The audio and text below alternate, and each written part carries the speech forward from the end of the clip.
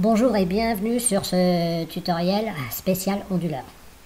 Donc nous allons vous aider à choisir un onduleur avec des spécifications, des marques et essayer de vous en sortir.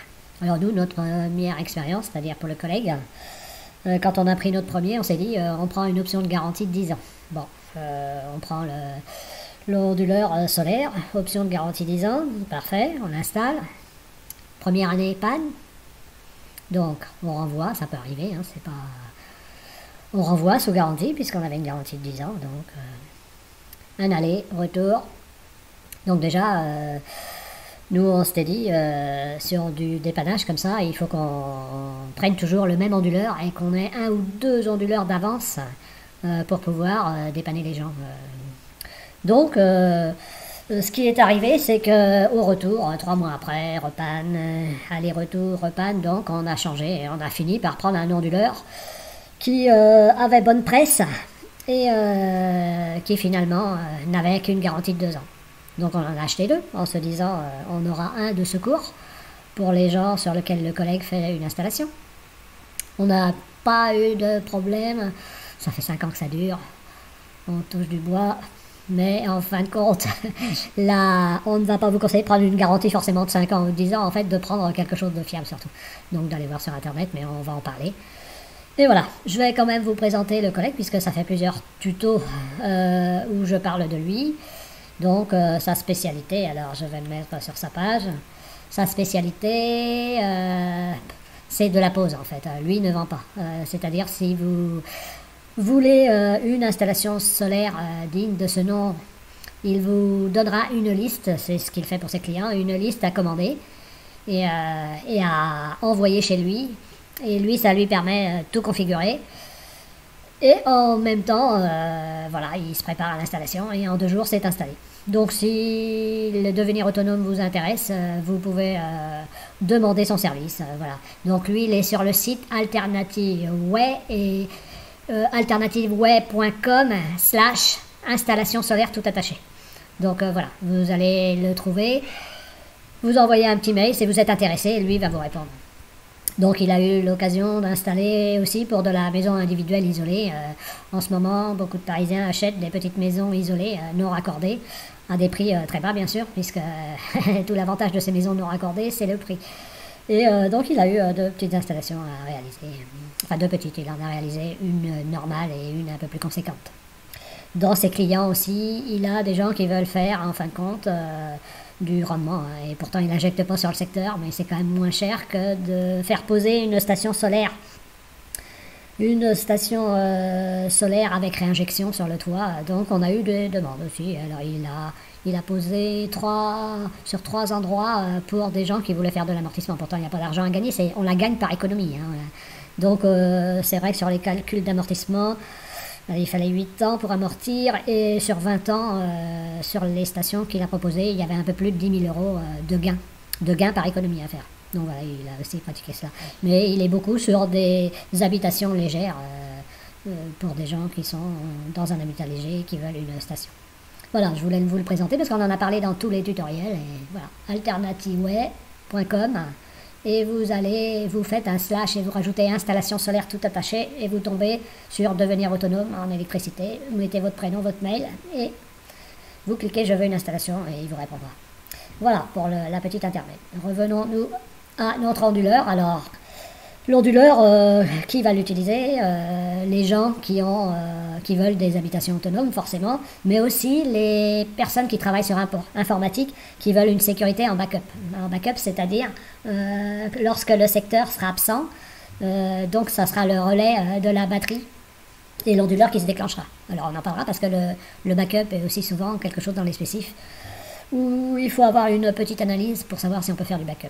Donc comme j'ai invité aussi le groupe informatique sur lequel je suis inscrit, donc on va aussi parler en même temps de système de backup. Voilà, alors une tension alternative, tension secteur, ce que vous avez sur le réseau EDF, ça a cette forme. C'est un sinus, la tension monte, elle redescend, elle passe en négatif, elle remonte, etc. sur une fréquence de 50 Hz. Alors 50 Hz, ça veut dire quoi? Ça veut dire que vous avez une période, c'est-à-dire une montée et une descente, qui va être de 20 millisecondes. 20 millisecondes, c'est 0,02 secondes. Voilà. Donc on verra qu'il faut naturellement avoir dans le choix une possibilité de basculer en 50 Hz, puisque les États-Unis, eux, ça va être du 60 Hz. Et si vous avez un appareil uniquement implantable aux États-Unis, c'est bien de le reconnaître, puisque certaines personnes ont fait ce genre d'erreur, acheter un onduleur uniquement pour les États-Unis et se dire moi ça va m'aller, et non, ça allait pas parce qu'il n'était pas commutable 50-60 Hz. Donc ça sera une notion. Donc nous on a besoin de quoi? De connaître la tension. La tension secteur EDF c'est du 220, on parle toujours de 220 volts, alors ça peut être 230, ça n'a aucune importance. Et une fréquence de 50 Hz, ça a de l'importance, et on parle de puissance en watts.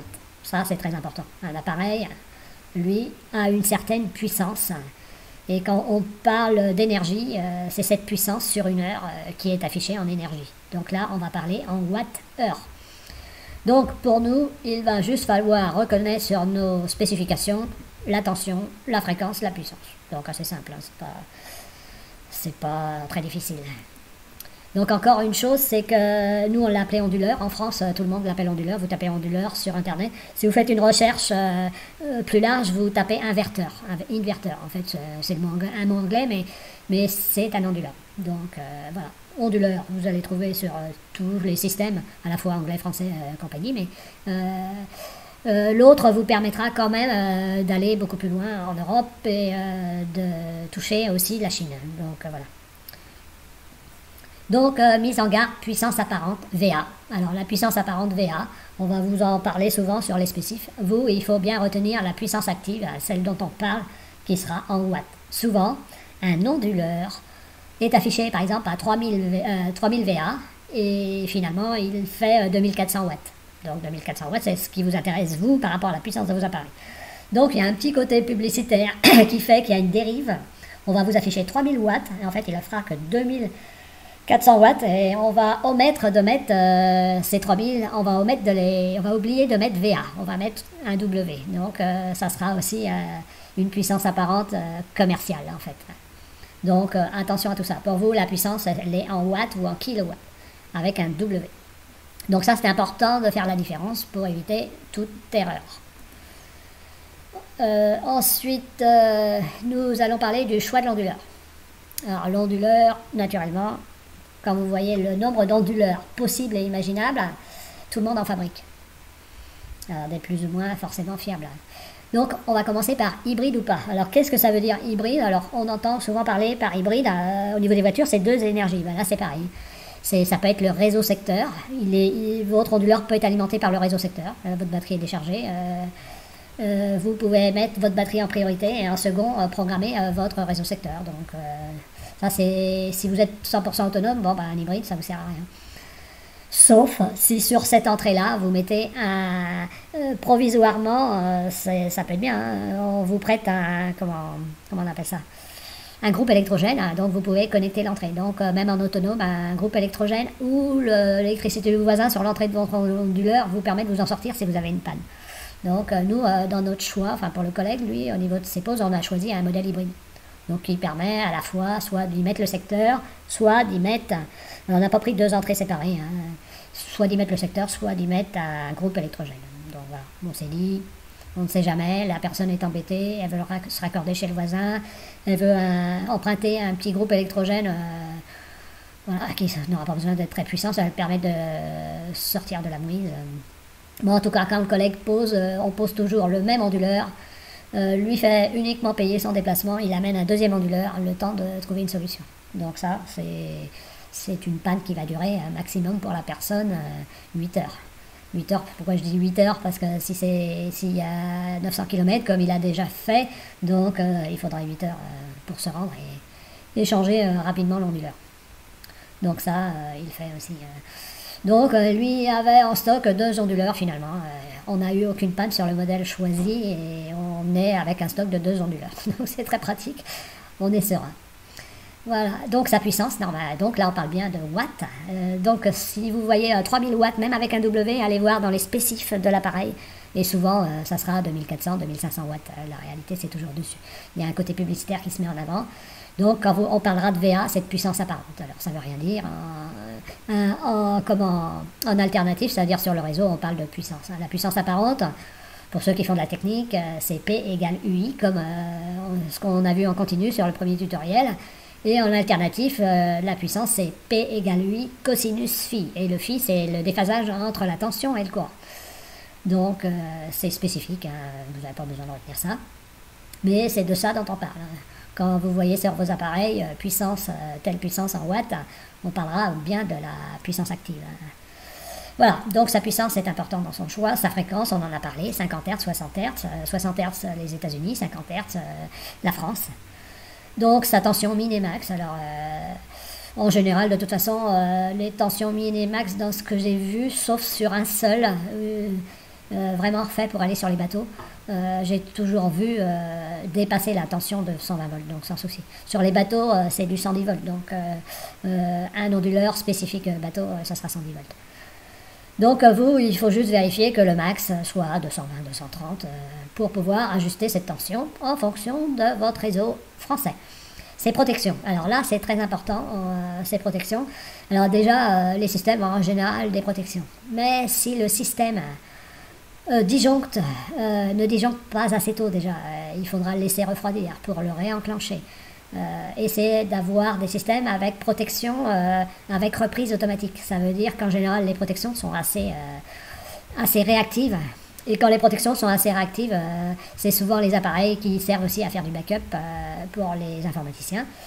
Donc, qui aura une commutation d'une période de 20 millisecondes pour se mettre en protection ou basculer sur le mode secteur. Donc, c'est quand même plus intéressant. Vous dépassez la puissance, vous branchez un appareil. Ah zut, ça ne fonctionne pas, j'ai dépassé la puissance max. Vous redébranchez, lui repart tout seul. Donc, en fin de compte, ça sera que pour vous, vous avez branché la prise, vous avez vu que ça ne marchait pas, vous l'enlevez, vous le laissez repartir. Et vous vous dites, je ferai ça plus tard. Donc, en autonome, c'est très pratique d'avoir ce genre de sécurité. Ne pas se déplacer pour réenclencher. C'est très important. Et en général, ceux qui ont ce type de protection ont une bonne protection dans l'ensemble. Son affichage. Alors, pourquoi je dis son affichage? Un petit, un grand? Non, c'est pas ça. Son affichage, on va voir, c'est d'avoir toutes les données nécessaires pour gérer son électricité autonome. La puissance, la tension, on va voir ça. Le pourcentage de charge de sa batterie. Donc ça, c'est important dans l'affichage. Alors ça, vous n'allez pas le trouver dans les spécifications, on verra ça tout à l'heure. Vous allez trouver ça dans le manuel. Donc son temps de commutation, et son temps de protection, c'est à peu près la même chose. Donc temps de commutation, alors l'idéal pour faire du backup, c'est que son temps pour du 50 Hz soit inférieur ou égal à 20 millisecondes. Donc là, 20 millisecondes, vos appareils, avec les capas chimiques sur l'alimentation de vos appareils, vous n'allez pas voir. Même avec deux périodes, 40 millisecondes, ça passe. Donc, si vous faites de la sauvegarde pour PC, du backup, vous pensez à deux choses. Est-ce que dans ma programmation, je peux mettre une priorité secteur et tout en mettant une charge batterie à travers le secteur. Donc voilà, ça vous allez le voir dans le manuel, vous n'allez pas le voir dans les spécifications, donc c'est toujours un petit peu délicat. Mais bon. Sa capacité de réarmement, bon, c'est ce dont je parlais tout à l'heure, hein, ses protections, sa capacité de réarmement, c'est le fait qu'il réarme tout seul. Il vérifie que la puissance sur le réseau est redevenue normale et il se remet en route. Donc ça va avec la protection. Sa garantie, bien sûr. Alors, nous, on était parti sur une garantie de 10 ans avec option et on a laissé tomber. On a préféré choisir un modèle fiable et se dire c'est celui-ci qu'on va prendre. Et son prix, bien sûr, comme tout à chacun, on peut comparer à modèle égal, le prix va être aussi quelque chose de décisif. On passe à la suite. Voilà, quel constructeur choisir? Français, européen, chinois? Alors moi, avec la crise du Covid, là, je vous dis français. Après, ça ne regarde que vous. Et en fait, vous pouvez acheter français, européen et chinois. Donc, au niveau qualité, nous, on n'a pas eu, dans notre recherche, on ne s'est pas dit les Français sont meilleurs que les Européens dans leur ensemble, les Européens sont meilleurs que les Chinois. Non, on s'est dit, finalement, quand on retrouve des onduleurs bien appréciés, avec des bons avis, ce sont souvent des constructeurs qui fabriquent des onduleurs gigantesques pour réinjecter sur le réseau secteur. Et là, il n'y a pas photo. Les gens qui font de la puissance pour réinjecter sur le réseau secteur, souvent ont des bons onduleurs en autonome. Voilà ce qu'on a remarqué. Donc voilà, pour ne pas influencer au niveau des marques, par contre, un spécialiste de l'onduleur, grosse puissance, sait faire des petits onduleurs bien protégés. Voilà, donc on va passer à la suite. Les spécifications. Alors on a pris des exemples de spécifications, on a effacé le modèle, on a flouté un petit peu. Et là on a 3 modèles, un 3 kV VA, alors c'est pas un 3 kW, hein. Et là c'est bien indiqué par contre. C'est marqué dessous 2400 watts. Donc sur la pub, il y a de grandes chances qu'on vous mette 3000 watts, hein, alors que ça sera 3000 VA. Donc 3000 VA, vous, ça ne vous intéresse pas, mais par contre 2400 watts, c'est la puissance maxi. Alors qu'est-ce qu'on fait? Alors ça c'est un 3 kW, sont à peu près tous pareils au niveau... Enfin c'est un 3 kV. Et c'est en général ils font 2400 watts les trois. C'est assez marrant d'ailleurs, entre constructeurs on retrouve à peu près les mêmes catégories. Alors qu'est-ce que vous alimentez? Avec un 2,4 kW, vous alimentez un lave-linge, votre frigo et la lumière, donc le principal. Après, il faut que ce soit commuté, quoi. C'est-à-dire, après, vous allez vous dire, bah non, bon, le frigo, on le laisse on. Par contre, on ne mettra pas la machine à laver le linge et la vaisselle, hein, ça ne va pas fonctionner, hein, ça c'est clair. Ce qui va fonctionner, c'est encore la cafetière, et voilà.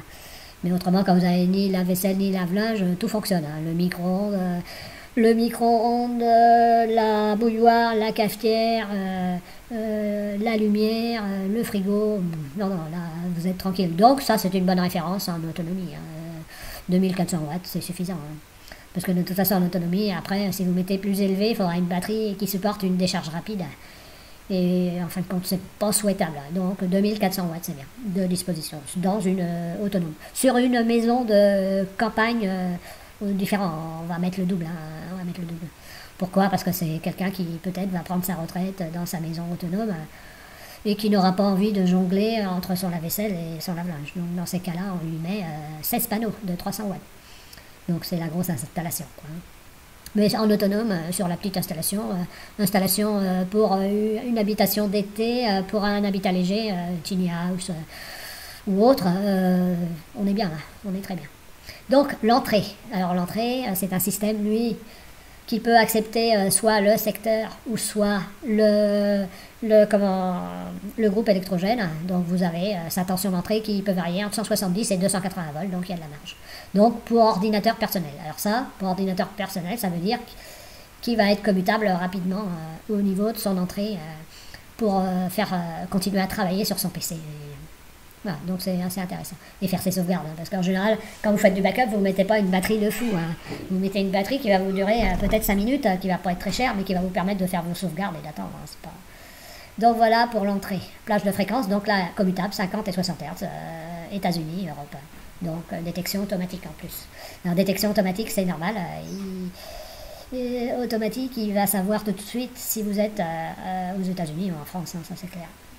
La sortie. Donc, 230 volts AC, plus ou moins 5%. Donc 230, c'est parfait. Alors quand on dit 220 volts, ça peut être 230, hein, je vous le dis, ça n'a pas beaucoup d'importance. Et les plus ou moins 5% non plus n'ont pas beaucoup d'importance. Les appareils s'adaptent à la tension. Il faut juste qu'elle soit pas trop basse, il ne faut pas 200 volts, quoi, c'est trop bas, quoi. Sur tension, donc là, ils l'ont affiché en VA. Alors, je ne sais pas pourquoi ils l'ont affiché en VA. En VA, c'est une puissance apparente, alors qu'ils parlent de surtension. Donc, voilà, c'est une traduction peut-être. Efficacité crête, bon là on nous parle de rendement, hein, entre 90 et 93%, on va parler de rendement. Temps de transfert par contre, là oui, 10 millisecondes, ça c'est bien ça. C'est une demi-période pour ordinateur, donc c'est très efficace. Et 20 millisecondes pour les appareils ménagers. Donc là c'est intéressant. Type de signal, donc on a vu à quoi ressemblait un signal. Et là c'est très important, pur sinus. Ça veut dire que vous n'allez pas avoir une grosse distorsion sur le sinus qui va être propre. Et ça c'est très important. Si vous avez une forme carrée, le téléviseur, lui, avec son écran, ne va pas fonctionner correctement. Votre ordinateur non plus. On demande quand même à des systèmes avec un sinus style EDF, quoi. Donc là, la notion de pur sinus, surtout très importante dans le choix d'un onduleur. Bon, la batterie, de toute façon, il n'y a pas grand-chose à dire sur la batterie. Hein. Batterie 24 volts, et sur les modèles plus puissants, c'est pour une batterie 48 volts. Alors, il n'y a pas commutable 24-48. Certains ont commutable 24-48 sur les modèles plus puissants. Voilà. Bon, c'est tout, hein, ce qu'on va dire là-dessus. Protection de surcharge, ouais, si la batterie est trop chargée, mais de toute façon, si vous avez un onduleur MPPT, un régulateur MPPT, lui aura déjà fait le travail. Donc on passe à la suite. Donc chargeur solaire, donc ça c'est la partie solaire, il a un régulateur MPPT. Alors comme le collègue, lui, il a pris aussi cette option-là, parce que si quelqu'un veut rajouter 2 panneaux de 300 watts, c'est possible. Et celui-là d'ailleurs aussi, il est à 600 watts, donc vous pouvez mettre 2 panneaux de 300 watts et du 24 volts, oui, voilà. Donc là, vous avez puissance. Alors, il y a 3 modèles, 600 watts, 1500 watts, 4000 watts. Donc, si vous avez le 4000 watts, là, c'est vrai que vous pouvez mettre vos panneaux solaires dessus, c'est clair, tout l'ensemble. 600 watts, c'est un complément de panneau solaire. 1500 watts, ça serait quand même une station un petit peu basse. Donc, plage à MPPT de 30 à 66 volts. Alors là, c'est la tension de fonctionnement. Alors, vous vous rappelez, vous avez sur un panneau solaire la tension à vide, la tension en fonctionnement.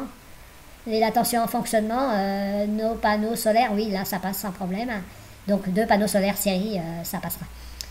Et après, vous avez la tension max, et c'est celle qui est à vide sur les caractéristiques de panneaux solaires. Donc là, les 2 panneaux série de 24 volts, vous ne devez pas dépasser en tension à vide 75. Donc ça aussi, ça passe, c'est fait pour d'ailleurs.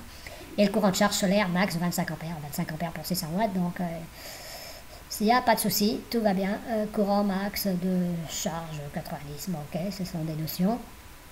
Donc un petit régulateur MPP intégré, sympa, très sympa.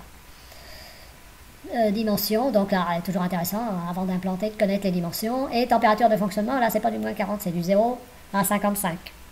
Alors là, ça fait partie d'un grand débat. Est-ce que moi, mes batteries bien sécurisées, je les mets en intérieur ou en extérieur? Nous, on a choisi de les mettre en intérieur. Le rendement est meilleur. En plus, l'effet Joule, produit l'effet Joule, c'est tout appareil qui va ramener une petite source de chaleur, et c'est toujours ça de gagner. Et nous, comme on a un double système de protection sur la batterie, dans l'habitat, ça ne pose aucun problème. Donc, température de stockage. Bon, voilà, c'est différent. Ok, on va passer à la suite. Voilà, alors là, il s'agit du manuel. Je voulais aussi vous parler du manuel parce qu'on a parlé d'affichage et c'est quand même bien de savoir ce qu'il affiche. Est-ce que ça va nous servir? Alors, la première image du manuel, déjà, nous dit, il fait régulateur MPPT, il a un panneau solaire sur le côté. Il nous dit aussi qu'il travaille soit sur EDF, soit sur un groupe électrogène. C'est la même entrée. Certains ont 2 entrées. Celui-là, c'est une seule entrée. C'est soit l'un, soit l'autre. Nous, le système a une seule entrée aussi. C'est déjà pas mal. Et est-ce qu'il y a quelque chose qui nous dit qu'il fait du backup, à part les spécifs, bien sûr, qui nous dit qu'il est très bon en backup? Non, il n'y a rien qui nous dit qu'il fait du backup. Voilà. Donc l'image nous donne déjà des indications. C'est pas... Donc voilà. Information, écran LCD. Alors on n'a pas tout pris. Moi j'ai pas tout pris. J'ai mis l'essentiel, ce qui est le plus important, ce qu'il faut qu'il fasse absolument. Tension d'entrée, tension de sortie.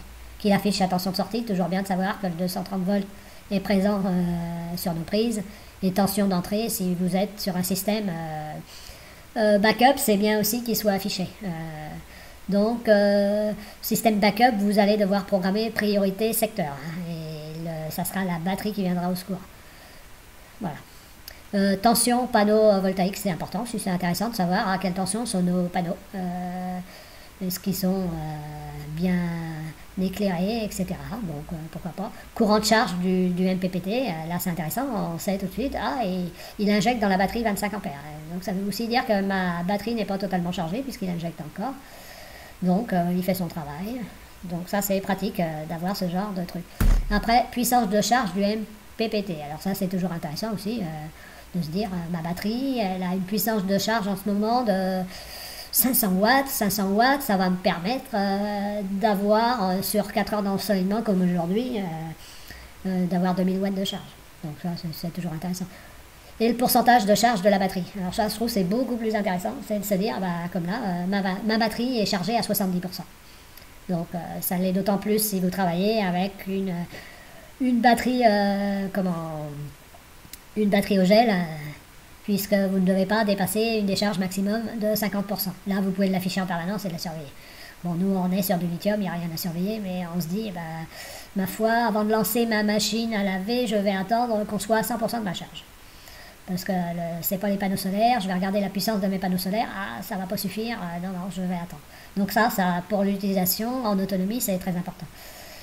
charge en boîte, comme on a dit. Hein, donc tout ça, c'est des indications que vous allez avoir sur le manuel. Alors si vous cherchez le manuel, en général, tapez manual et le type de l'appareil. Et là, vous allez tomber dessus.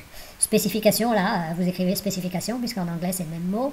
Avec un S, vous tapez le type et vous allez pouvoir avoir les spécifs en PDF.